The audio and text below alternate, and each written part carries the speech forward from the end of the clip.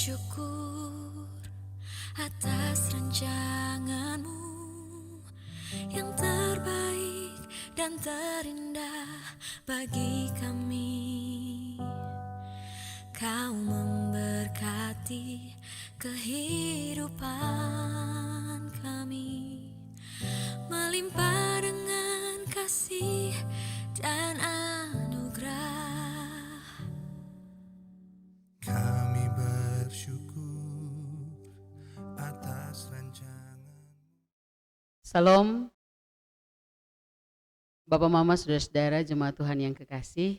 Sukacita sekali kami dapat berjumpa dengan Bapak Mama sekalian dalam program Mesbah Keluarga di sepanjang bulan Keluarga Gemit bersama dengan Badan Hari Raya Gerejawi Jemaat Paulus Kupang. Lewat program ini kami mengajak jemaat Tuhan untuk kita berteduh diri sejenak, kita merenungkan sabda Tuhan yang akan menuntun kehidupan keluarga kita. Mari kita memulainya di dalam doa. Kita berdoa. Bapa di sorga, Bapa di dalam nama Yesus, kami anak-anak-Mu rindu untuk mendengarkan sabda-Mu yang kami percaya dapat menuntun kehidupan keluarga kami. Sebelum kami membaca Alkitab, kami mohon Roh Tuhan ada pada kami untuk kami dapat mengerti setiap firman yang kami baca dan kami renungkan. Di dalam nama Yesus Kristus, kami memohon tuntunan Allah. Amin. Jemaat Tuhan, bagian Alkitab yang akan kita renungkan pada saat ini terambil dari kitab Ulangan pasal 6 ayat 1 hingga ayat yang ke-9. Demikian firman Tuhan.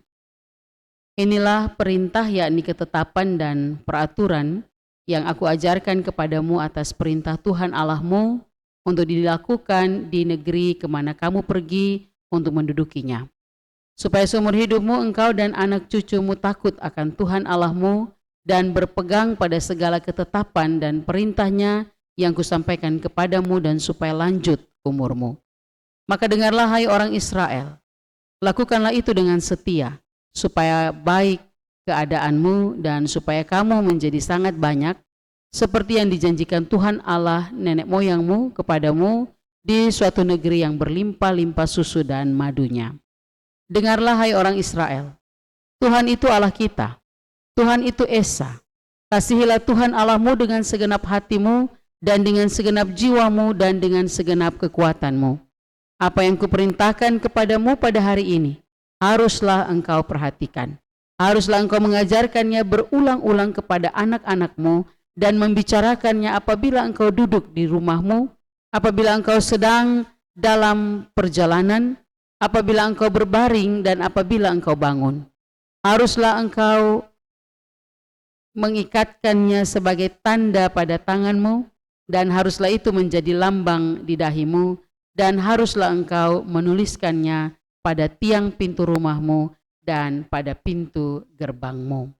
Demikianlah sabda Tuhan. Berbahagialah kita semua yang setia mendengarkan firman Tuhan dan setia memelihara firman ini dalam kehidupan tiap-tiap hari. Terpujilah nama Tuhan.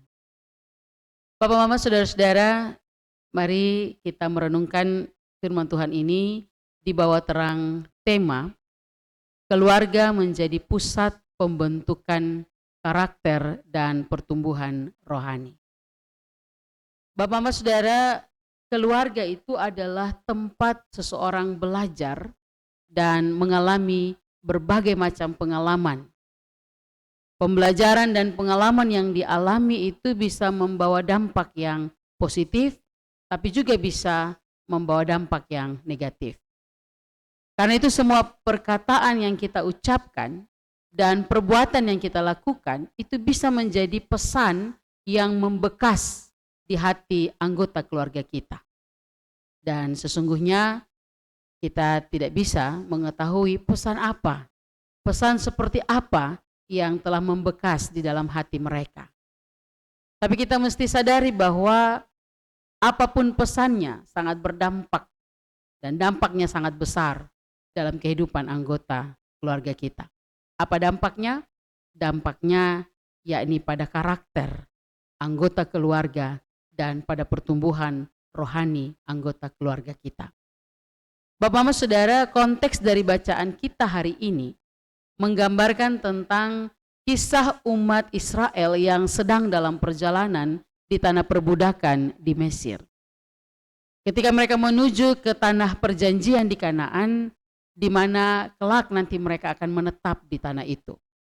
Tapi di penghujung masa tugas Nabi Musa, ketika umat Israel hampir sampai di penghujung perjalanan dan akan memasuki negeri perjanjian, Nabi Musa mengumpulkan umat itu dan sekali lagi mengajarkan kepada mereka satu hal yang akan membawa mereka dalam kehidupan yang lebih baik. Ia mengingatkan sejarah panjang perjalanan mereka dan khusus pengalaman mereka bersama-sama dengan Tuhan. Ia menyampaikan juga ketetapan-ketetapan dan peraturan-peraturan yang telah diberikan Tuhan kepada mereka. Nabi Musa menegaskan bahwa apa yang ia ajarkan itu adalah ketetapan dan peraturan yang diberikan oleh Tuhan sendiri. Dan mereka harus memperhatikan dan melakukannya dengan setia. Firman, ketetapan dan peraturan Tuhan itu tidak hanya didengarkan atau tidak hanya diketahui, dimengerti, tetapi lebih daripada itu harus dilakukan. Kalau dilakukan, maka akan ada hasil atau ada dampak bagi diri sendiri, bagi keluarga, dan bagi lingkungan, bahkan bagi umat secara keseluruhan. Bapak Ibu Saudara, ada janji yang diberikan Allah jika mereka mampu melakukannya. Kalau orang-orang Israel mampu melakukan, maka keadaan mereka akan menjadi baik. Mereka akan menjadi sangat banyak seperti yang dijanjikan Tuhan. Karena itu Musa menegaskan supaya mereka, yakni para orang tua, harus mengajarkan kepada anak-anak mereka. Hal ini mau menegaskan bahwa firman, ketetapan, dan peraturan Tuhan itu tidak hanya didengarkan, diketahui, dimengerti, dan dilakukan oleh mereka yang mendengar waktu itu. Dan waktu itu yang dimaksudkan di sini adalah orang-orang dewasa. Tidak saja didengar, diketahui, dimengerti, dilakukan, tapi harus diteruskan, harus diwariskan kepada anak-anak mereka. Dan proses pewarisan ini harus berjalan terus-menerus dari generasi ke generasi. Proses inilah yang menentukan apakah mereka akan berumur panjang, mereka akan terus berkembang sebagai satu umat atau satu bangsa, tapi juga dalam kehidupan mereka, proses ini menentukan bagaimana masa depan kehidupan mereka.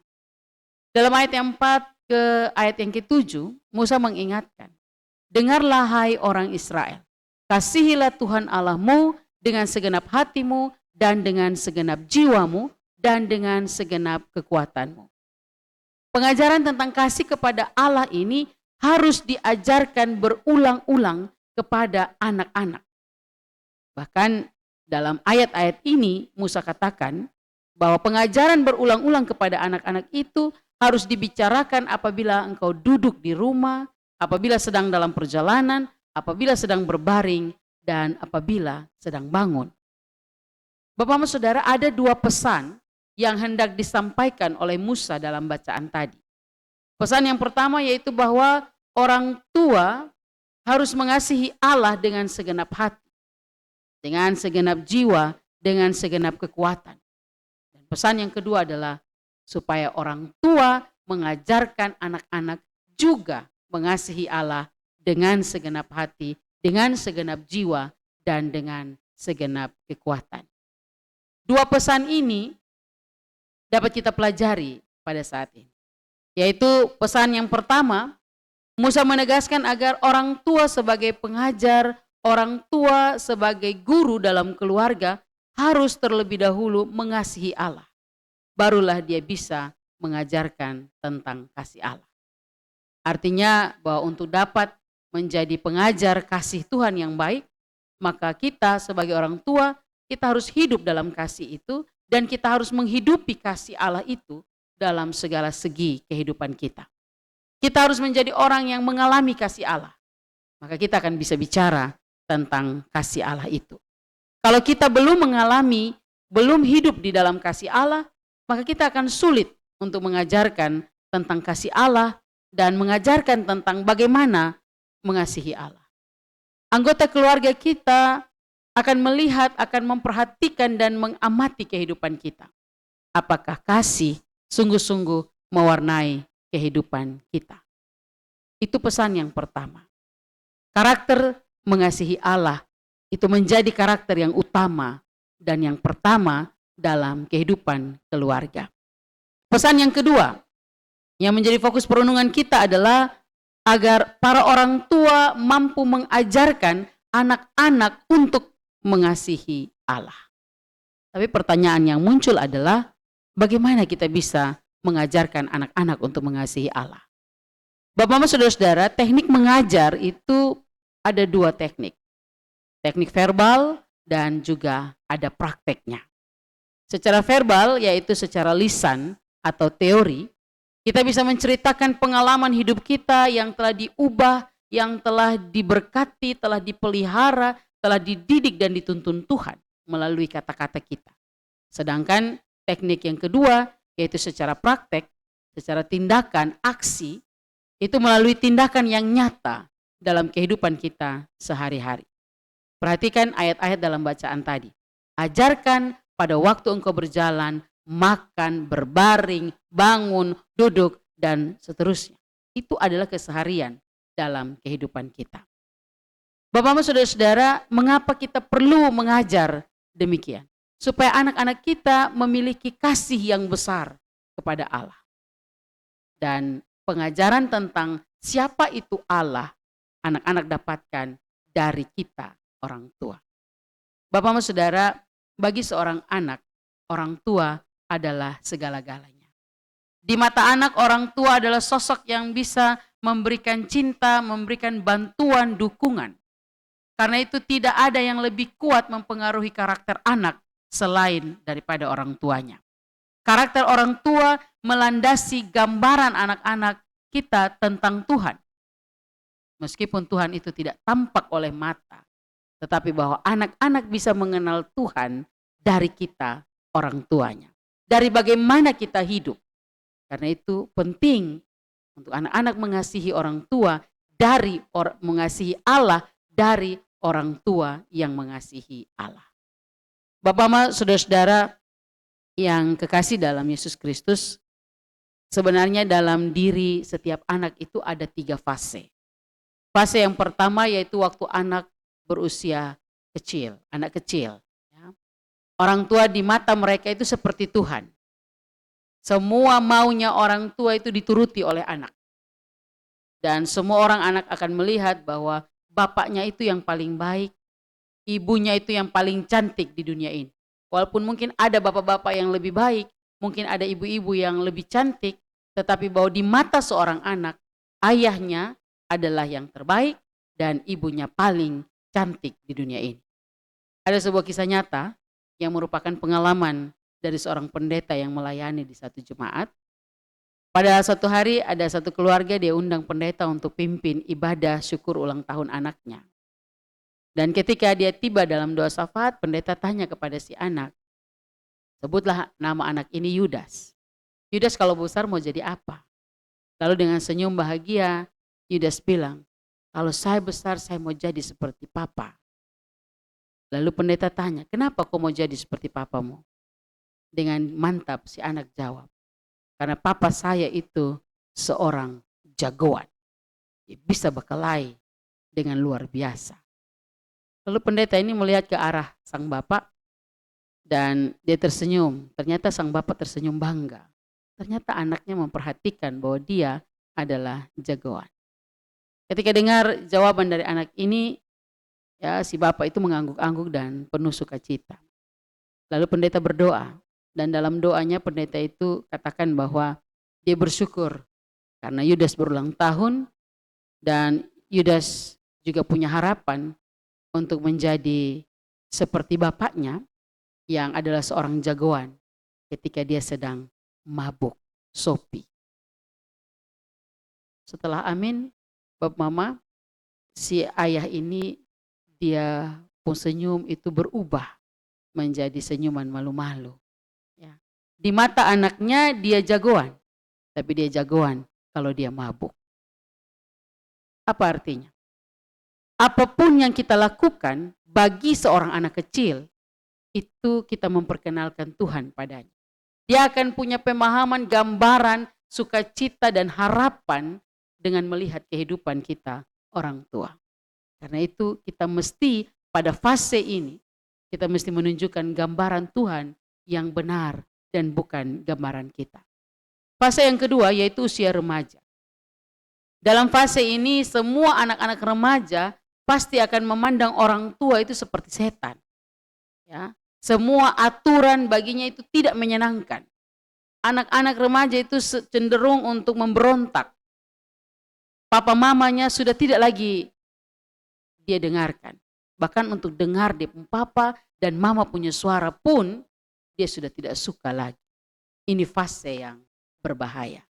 Dan fase yang ketiga yaitu ketika seorang anak beranjak menjadi dewasa, dia akan memandang orang tuanya sebagai seorang manusia. Bukan lagi Tuhan dan bukan juga setan. Anak ini akan mengerti bahwa dalam diri orang tuanya ada kekurangan dan juga ada kelebihan. Dan itu merupakan fase pembentukan dan pengenalannya sebagai orang yang dewasa. Karena itu Bapak Mama Saudara, dalam 3 fase ini kita diingatkan teladan iman itu adalah unsur yang sangat penting bagi keluarga kita. Anak-anak itu melihat bagaimana cara hidup kita. Karena itu Efesus 5 ayat 1 katakan, jadilah penurut-penurut Allah seperti anak-anak yang kekasih. Teladanilah Allah yang penuh kasih, teladanilah Allah yang kudus, sehingga kita bisa memberikan teladan yang indah, teladan yang baik di tengah-tengah keluarga kita. Karena sekali lagi, teladan orang tua, teladan kita akan membentuk karakter kehidupan anak-anak kita. Bapak Mama Saudara-saudara, mungkin kita akan bertanya, kenapa kita harus mengajarkan kasih Allah kepada anak-anak kita? Jawabannya adalah karena anak-anak kita membutuhkan Tuhan di dalam hidup mereka. Tuhan Yesus pernah berkata dalam Yohanes 17 ayat 3, bahwa hidup kekal adalah mengenal Allah di dalam Yesus Kristus. Jadi jika mereka tidak mengenal Allah, maka mereka tidak akan beroleh hidup yang kekal. Karena itu anak-anak kita membutuhkan Allah, sebagaimana kita, orang dewasa, orang tua juga membutuhkan Allah. Kalau anak-anak kita telah percaya kepada Allah dan menjadi anak-anak Allah, maka mereka memiliki Bapa surgawi yang akan terus menjaga dan memelihara kehidupannya. Hendaklah kita sadari bahwa tidak selamanya kita bisa mendampingi anak-anak kita. Tidak selama-lamanya kita bisa bersama-sama dengan mereka yang kita kasihi. Karena itu penting untuk kita memperkenalkan Tuhan bagi seluruh anggota keluarga kita, khususnya bagi anak-anak kita. Tapi kita juga tidak bisa pungkiri bahwa terkadang ada anak-anak kita yang tidak mengenal Tuhan dan mau berjalan di luar kehendak Tuhan. Dalam hal ini harus kita akui juga bahwa memang hal seperti itu bisa terjadi. Ada faktor X di luar dugaan kita yang bisa terjadi. Tapi faktor-faktor itulah yang bisa menyeret anak-anak kita keluar dari jalan Allah. Dan itu jika terjadi, tetaplah kita berdoa untuk anak-anak kita. Teruslah memperkenalkan, teruslah hidup di dalam kasih Allah. Dan kehidupan yang penuh kasih itu akan memenangkan setiap jiwa anak-anak kita. Bagaimanapun keadaan anak-anak kita, hanya kasih yang bisa membawa mereka kembali. Karena itu penting kita sadari dalam perenungan Mesbah Keluarga pada malam ini, bahwa keluarga adalah tempat pembentukan karakter anak-anak kita. Anak-anak kita punya banyak waktu bersama dengan kita. Dan sebelum waktu itu habis dan selesai, kita diberi kesempatan untuk memperkenalkan Tuhan dan anak-anak kita memiliki karakter di dalam Tuhan. Bapak Mama, saudara-saudara yang kekasih dalam Yesus Kristus, mari kita sadari akan peran sebagai orang tua, peran dalam kehidupan keluarga kita, untuk kita memperkenalkan kasih Tuhan dalam kehidupan anak-anak kita. Dengan kita terus mengajarkan kasih Tuhan, karakter anak-anak kita dibentuk. Dan ketika anak-anak kita punya karakter yang baik, yang juga sama seperti Allah yang penuh kasih dan kudus, maka percayalah pertumbuhan rohani dalam kehidupan keluarga kita akan terus bertumbuh subur. Karena itu hendaklah kita juga sebagai orang tua memulai dengan kita menghidupi kasih Allah dan kita mengajarkan kepada semua anggota keluarga kita. Ingat, percakapan tentang kasih Allah, pengajaran tentang kasih Allah harus dilakukan secara berulang-ulang kepada mereka. Dilakukan dalam berbagai macam keadaan. Baik itu kita sedang duduk di rumah, dalam perjalanan, saat berbaring, saat bangun, atau apapun, intinya dalam segala suasana. Pengajaran tentang kasih Allah tidak boleh berhenti. Karena dengan pengajaran tentang kasih Allah itulah akan terbentuk karakter yang baik. Demikianlah firman Tuhan yang akan menuntun kita, dan lewat perenungan ini kita mendapat gambaran, yaitu bahwa apa yang menjadi percakapan kita tiap-tiap hari itu akan membentuk karakter kehidupan kita. Percakapkanlah kasih Tuhan itu dalam kehidupan rumah tangga kita masing-masing. Jangan sampai kita tidak punya waktu untuk mempercakapkan tentang kasih Allah kepada anak-anak kita, oleh karena kesibukan kita, oleh karena kita lebih memilih telepon, televisi yang mengajarkan kepada anak-anak kita, karena kesibukan kita. Tapi marilah kita didik anak-anak kita agar mereka terbentuk karakter di dalam Tuhan, dan melalui gaya hidup mengasihi Allah, kita memberi teladan yang benar, sehingga anak-anak kita pun memiliki kasih yang sama, dan mereka pun mau memperhatikan perintah-perintah Allah. Jadilah orang tua yang terus menjadi pencerita tentang Allah dalam kehidupan keluarga kita. Selamat merayakan bulan keluarga. Kiranya lewat perenungan Mesbah Keluarga ini, kita semakin memperkuat karakter keluarga kita dan semakin subur pendidikan rohani kita, kuat berakar di dalam kehidupan keluarga kita. Tuhan Yesus memberkati kita. Amin. Baik Bapak Ibu sekalian, mari kita berdoa. Terpuji namamu ya Allah, ya Tuhan kami. Engkau telah berfirman bagi kami, mengingatkan kami tentang keberadaan kami sebagai keluarga, di mana keluarga kami menjadi pusat pembentukan karakter dan pertumbuhan rohani setiap anggotanya. Terima kasih banyak kebenaran firman Tuhan telah Tuhan nyatakan bagi kami. Biarlah kami sebagai keluarga-keluarga Kristen, kami mampu untuk terus mempercakapkan kasih Allah dalam kehidupan keluarga kami. Kami mampu mengajarkan berulang-ulang kali kepada anak-anak kami. Sehingga dalam pengajaran-pengajaran kami, iman anak-anak kami terus bertumbuh.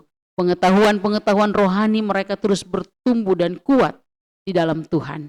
Dan tentu semua pengajaran-pengajaran ini mulai membentuk karakter-karakter baik dalam kehidupan anggota keluarga kami. Ya Allah, kami tidak mampu sendiri. Kami membutuhkan roh Tuhan untuk menguatkan kami, mendorong kami, dan memampukan kami untuk menjadi orang tua yang mengasihi Allah dengan segenap hati, dengan segenap jiwa, dengan segenap kekuatan kami. Dan kami meneruskan pengajaran ini kepada anak-anak kami. Sehingga anak-anak kami, anggota keluarga kami juga memiliki cinta yang sama kepada Allah, yakni dengan segenap hidup, segenap jiwa, dengan segenap hati dan dengan segenap kekuatan mereka. Itu kerinduan kami Tuhan. Terima kasih banyak Bapa di sorga, berkati badan Hari Raya Gerejawi dan program Mesbah Keluarga ini. Selanjutnya kami percaya bahwa lewat program-program ini nama Tuhan dimuliakan dan ada banyak jiwa yang dimenangkan. Di dalam nama Yesus Kristus kami naikkan doa kami, syukur kami kepadamu, ya Allah, ya Tuhan kami. Amin. Salam.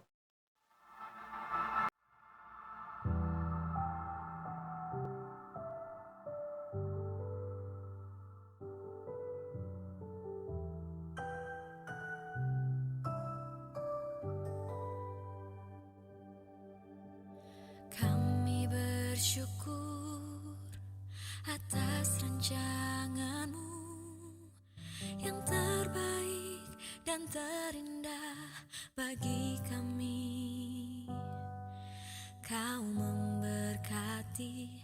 kehidupan